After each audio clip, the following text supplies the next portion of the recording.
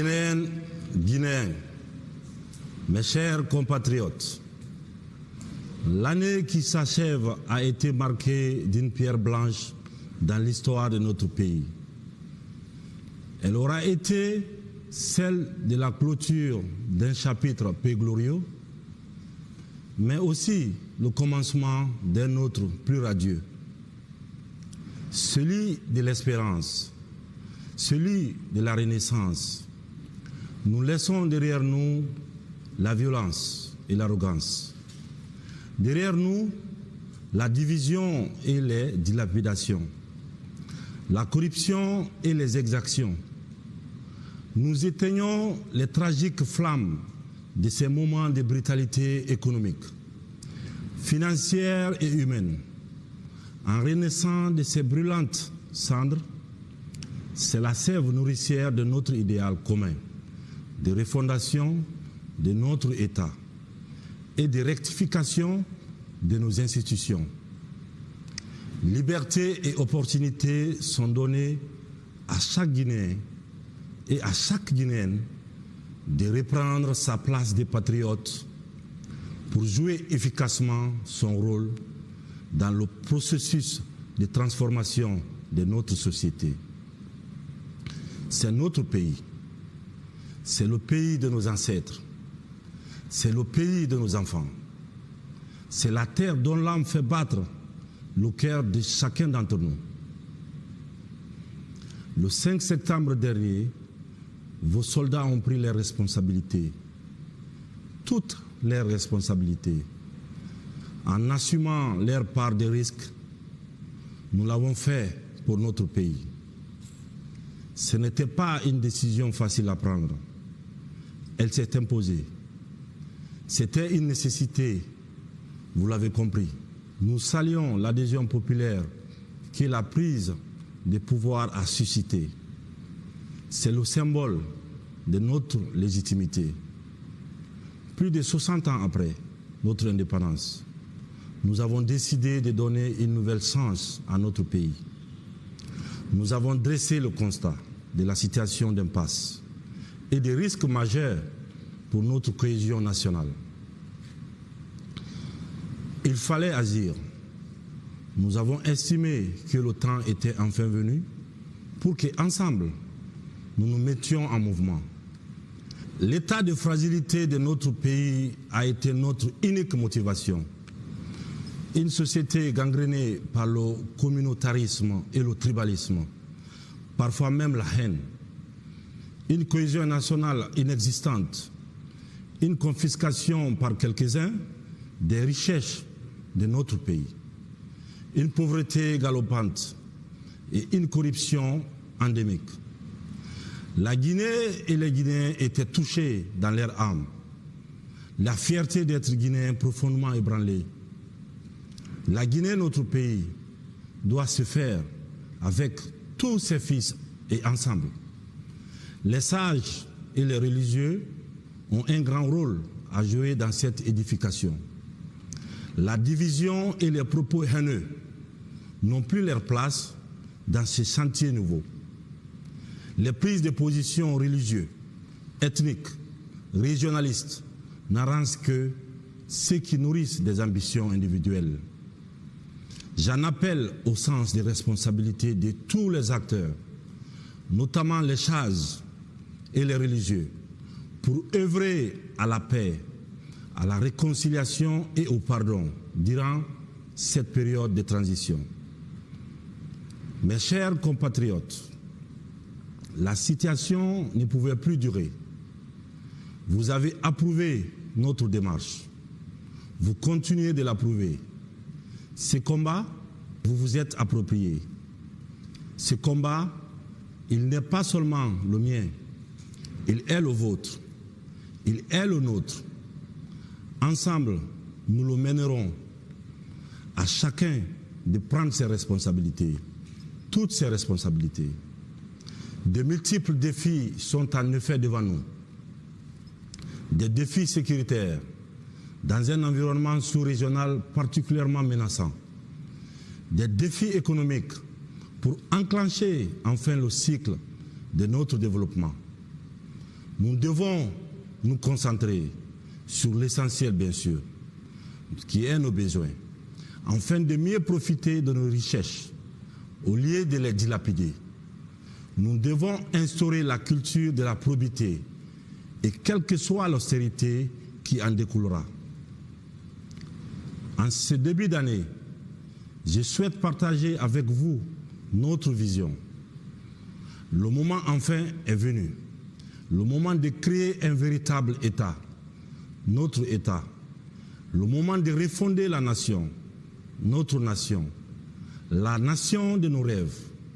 La nation, c'est l'unité. C'est se projeter dans la construction d'un avenir commun. C'est un peuple qui se sent guinéen. Au-delà de ses origines, de ses ethnies, de ses particularismes régionaux. Ce sont les enfants d'un même pays qui se regardent en frères et sœurs, qui bannissent la haine et réapprennent à s'aimer. La nation, c'est cette conscience d'un destin partagé. C'est la capacité à se rassembler pour être plus fort encore.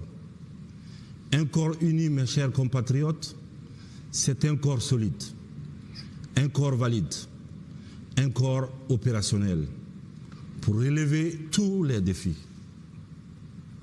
Je n'ai pas d'autre ambition que celle de la mission de rassemblement de la Guinée. Ce mot n'est pas vain. Ce n'est pas un artifice lexical dans le nom du CNRD.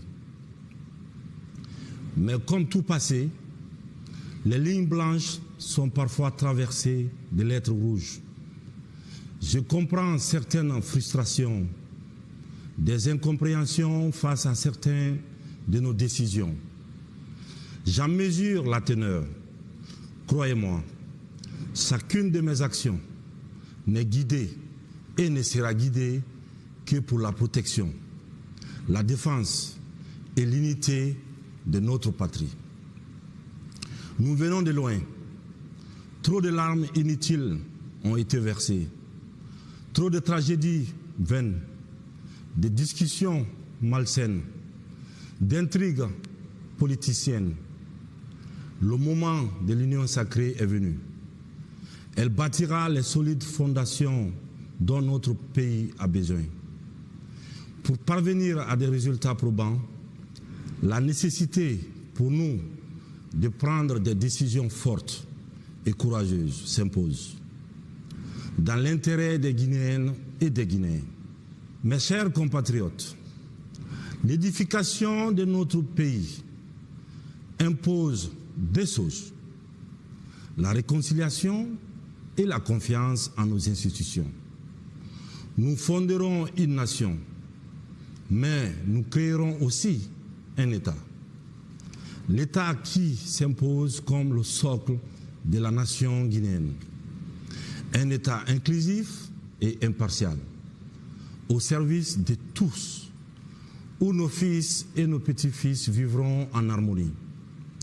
Nous bâtirons un État de droit, respectueux des règles et des procédures, avec une séparation des pouvoirs et une justice véritablement indépendante. Un État au service dont la probité et l'exemplarité seront sans faille.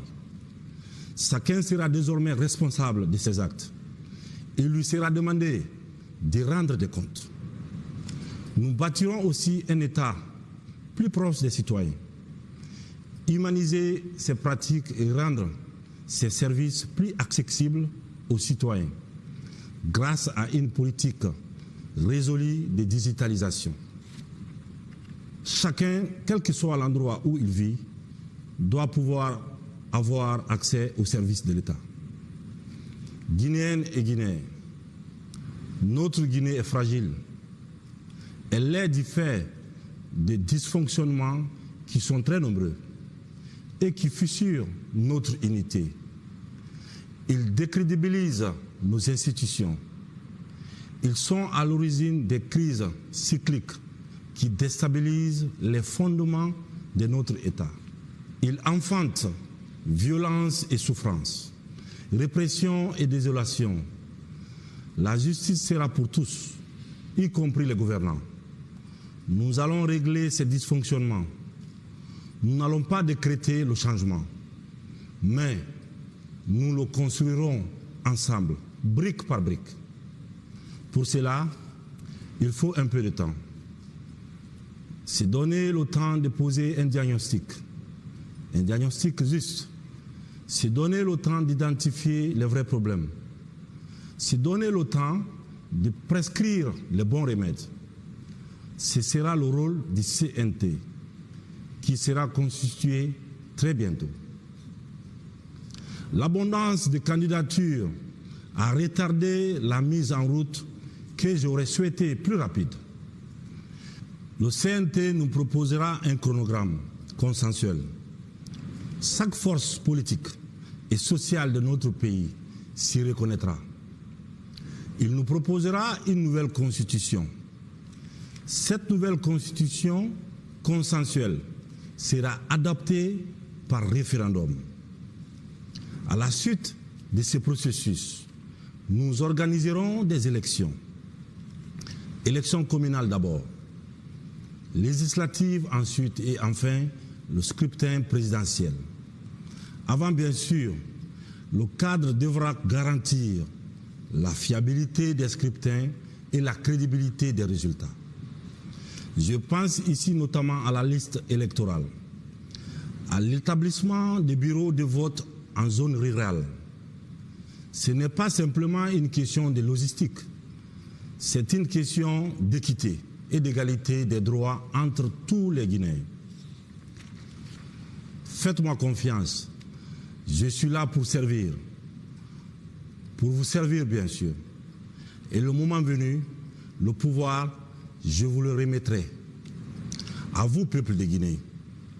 En attendant, la Guinée ne déraillera pas, parce que je ne faillirai pas.